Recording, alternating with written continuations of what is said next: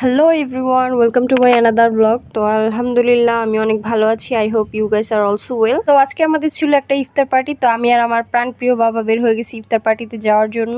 ইফতার পার্টির পুরোটাই আয়োজন করেছিল আমার মামারা। দ্যাটস ওয়াই আমি জানি না যে ইফতারে আসলে কি কি আয়োজন হয়েছে। এরপর আমরা চলে আসছি 100 ফিটের রাস্তায়। এই রাস্তাটা খারাপ হলেও মসজিদটা দেখে রাস্তার কথা ভুলে যাওয়াটা স্বাভাবিক। মসজিদটা অসম্ভব সুন্দর।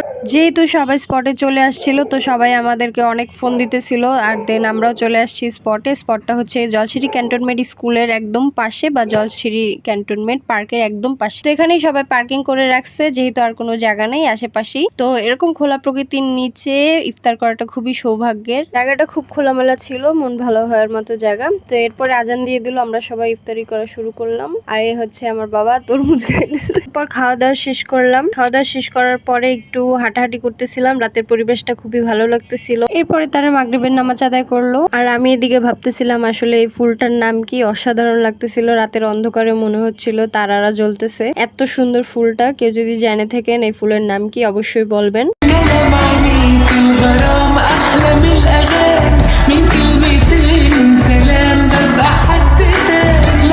চলে যাচ্ছি চা খাইতে যাওয়ার জন্য। এরপর আমরা মালাই চা খেয়েছি, তবে ভিডিও ক্লিপ নিতে পারিনি, অত্যন্ত দুঃখিত। ইফতারির পরে জায়গাটা অবশ্যই ক্লিন করতে ভুলবেন না।